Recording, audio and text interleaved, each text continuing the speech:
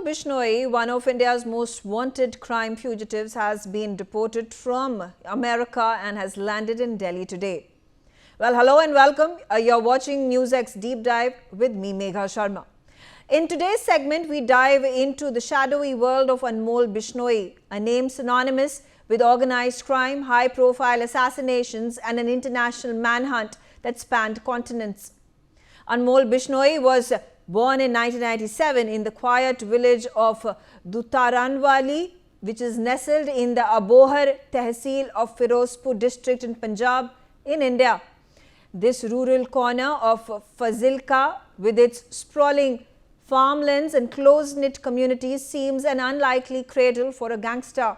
His father, Lavinder Singh Bishnoi, was once a constable in the Haryana police, but left the force to take up farming, perhaps hoping for a simpler life.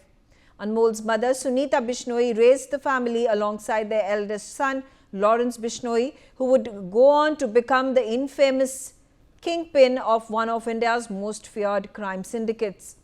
Growing up in this modest household, Anmol idealized his older brother Lawrence, whose early brushes with student politics in Chandigarh were already laced with violence and extortion. The Bishnoi brothers shared not just blood, but a fierce loyalty to the Bishnoi community, a sect known for its environmental activism, but also for harboring deep vendettas. From a young age, Anmol was exposed to this world of retribution and power plays, setting the stage for his own descent. As a teenager, Anmol showed promise beyond the criminal shadows.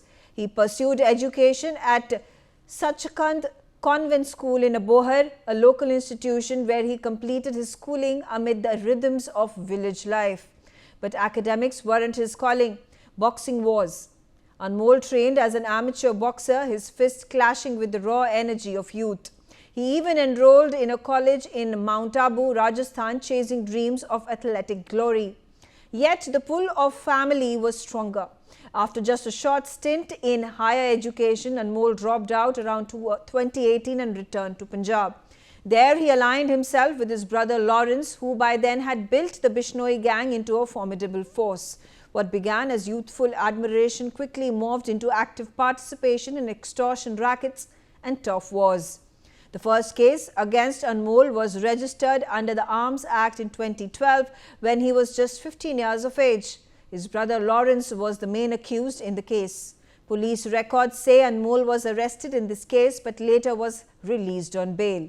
And now at 28, Anmol Bishnoi is not just Lawrence's shadow, he is the architect of the gang's international arm. While Lawrence orchestrated from behind bars in Sabarmati Central Jail, Anmol emerged as the principal overseas handler, a digital phantom directing operations via encrypted apps like Snapchat. From safe houses in United States and Canada, he managed a sprawling network, extortion calls to Bollywood stars, arms smuggling and targeted hits. Investigators describe him as cunning and elusive, using aliases like Bhanu to evade capture. Anmol Siddique's net worth remains shrouded in secrecy, but according to reports, it runs into crores, laundered through Benami real estate, kabaddi teams and even Canadian soccer franchises. Anmol isn't a street thug, he's a strategist who funneled gang profits into legitimate fronts, nightclubs in Thailand, yachts and films, building an empire worth thousands of crores. But beneath the sophisticated lies a ruthless operator, one who claims responsibility for attacks with chilling social media posts, taunting rivals and law enforcement alike. Anmol's management of Lawrence's gang was a masterclass in remote control. After Lawrence's arrest in 2013 and beyond, the syndicate did not crumble, it globalized. Anmol took the reins abroad, coordinating over 800 shooters across India, Canada and America. He oversaw extortion rackets targeting businessmen and celebrities, issuing death threats and siphoning funds through Hawala networks. Working closely with Canada-based hitman Goldie Brar, Anmol recruited youth for criminal activities, forged alliances with pro-Khalistan groups like Babbar Khalsa International, and even invested gang money in sports clubs to launder proceeds. From encrypted channels, he supplied weapons, funded modules and greenlit hits, turning the Bishnoi gang into a terrorist entity as designated by Canada. Anmol's innovation was that he built his own splinter faction operating independently in Maharashtra, Uttar Pradesh and Haryana, blending his brother's old-school muscle with modern cybercrime. Even from jail, Lawrence's influence loomed, but Anmol made the calls until the walls closed in. In April 2022, as heat from Indian agencies intensified, Anmol vanished. Fleeing on a forged passport via Nepal, he zigzagged through Dubai and Kenya before landing in the United States. United States was a calculated haven, vast, anonymous and far from Interpol's immediate grasp. There he sought asylum, claiming persecution, while continued to pull strings. While being in America, he moved between cities, even attending a Punjabi wedding reception in Bakersfield, California. In April 2023, rubbing shoulders with singers Karan Aujla and Sherry Man, who later distanced themselves, insisting they did not know his identity. On your screens is the video from the wedding. You see singer Karan Aujla happily singing away, and there he is, Anmol Bishnoi, who is smiling away. Anmol's American stint wasn't a vacation, it was command central. Anmol's hands are stained with blood from some of India's most brazen murders. Chief among them is the May 29, 2022 assassination of Punjabi rapper Sidhu Moosewala in Mansa in Punjab. Anmol allegedly masterminded the plot from abroad, providing weapons and logistics to the 6 shooters who ambushed Moosewala's car in broad daylight, killing him in a hail of 30 bullets. Goldie Brar claimed it as a revenge for a rival's death, but agencies pin Anmol as the coordinator. Then on October 12, 2024, NCP leader Baba Siddique, 66 years of age, was brutally gunned down outside his son Zishan's Bandra office in Mumbai, 3 bullets to the chest. Anmol, using Snapchat, alias Bhanu, stayed in touch with shooters, financing the hit and sharing recon photos. Shubham Lonkar's post claimed it was for the Bishnois, linking it to Siddique's ties with Salman Khan. These aren't isolated cases. Anmol's linked to a dozen other killings, from extortion hits in Rajasthan to political vendettas to even ordering and executing the shooting outside Galaxy Apartments, Salman Khan's home in Mumbai, each executed with cold precision. The cases against Anmol read like a crime thriller's dossier. At least 22 cases in Rajasthan alone, 18 other cases across India, plus 9 arrest warrants. High-profile ones dominate. The Baba Siddique murder invoked Makoka, naming Anmol as a plotter. 26 arrests followed, but he remains the ghost in the machine. The Sidhu Moosewala case saw NIA charge sheets in 2023, accusing him of terrorist acts with Lawrence and Brar. April 2024, Salman Khan firing. 2 bikers blasting 20 rounds outside his Bandra home drew his Facebook claim, a warning over a black buck poaching case from 1998. NIA's 2022 probes into terror funding and youth recruitment list him as absconder with a red corner notice since December 2022. Extortion, arms trafficking, money laundering under PMLA, Enforcement Directorate traces crores to his fronts. Added to NIA's most wanted in 2024 with a 10 lakh rupee reward, Anmol's empire crumbles under multiple agency fire. Punjab AGTF, a Mumbai crime branch, even FBI DNA matches. But his luck ran out in November 2024 when US immigration nabbed him in Sacramento for fake documents, a Russian passport procured fraudulently.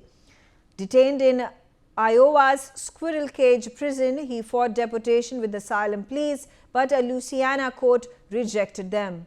For nearly a year, he evaded extradition, but Indian pressure via 2 Mumbai police proposals and NIA's 10 lakh rupee bounty sealed his fate. But every villain has a downfall, and it seems like Anmol has reached his. Today marked the finale of his years-long criminal past. Anmol's extradition, detained in the US since November 2024, his asylum bid has failed in Louisiana. On 18 November 2025, just yesterday, the Department of Homeland Security notified Baba Siddique's family. Anmol Bishnoi has been removed from the United States. On your screens is a picture of the email of Baba Siddique's son, Zishan Siddique, who received this email notifying him of the deportation. Listen in to what Zishan Siddique had to say on the mail he received from the US Department of Homeland Security. So basically, my family has registered as a victim family in the United States of America. We've contacted all the Justice Department of America and we've been registered as a victim family. So from the victim notification, we get updates about Anmol Bishnoi.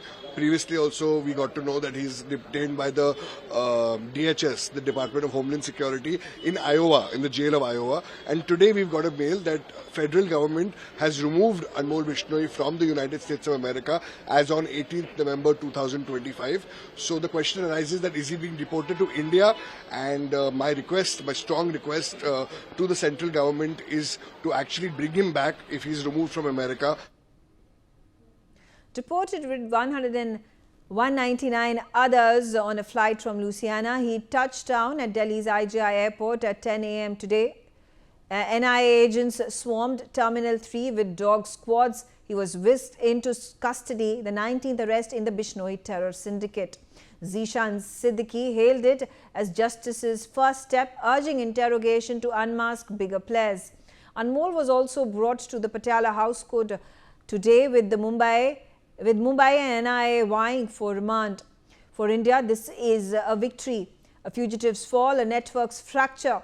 And as Anmol faces the bars he once ruled from afar, one question lingers. Will he sing or take the secrets to his grave? This is the Anmol Bishnoi saga, which is far from over. I have with me Ashwini Dubey. He is a senior lawyer in the Supreme Court of India.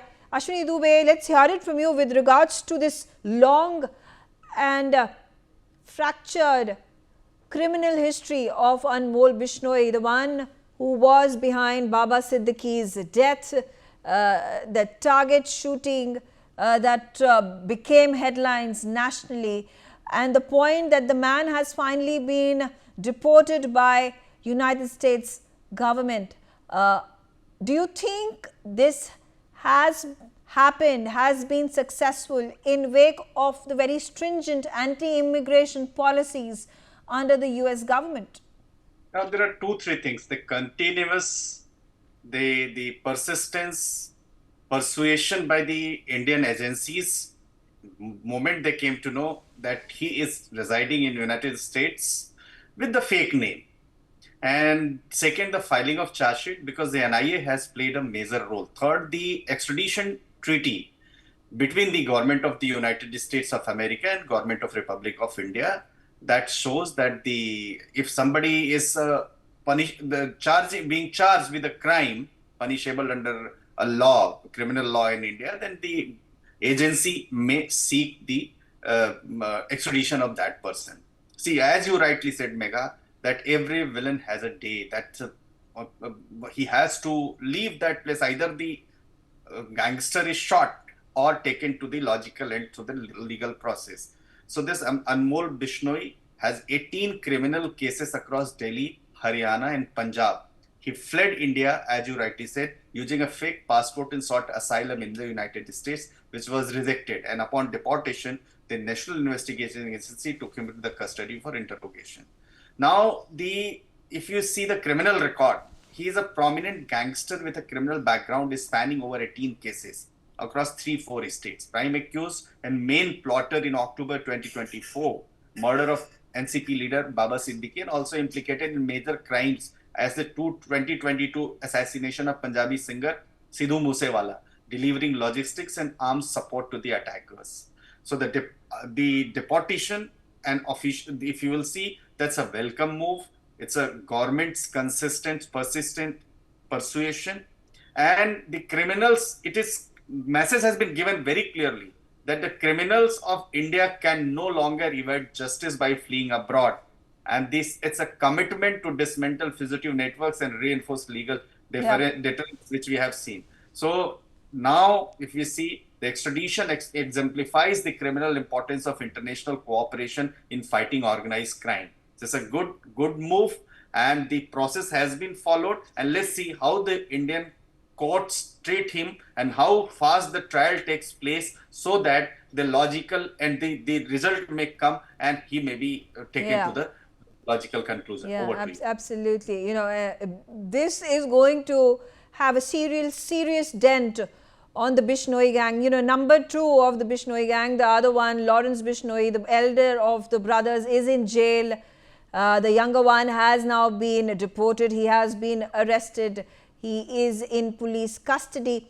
It is going to defang this criminal nexus that has been built over several years by the Bishnoi brothers. Thank you very much, Ashwini Dubey, for joining me and sharing your views. On that note, I slip into a short break. Thanks for watching.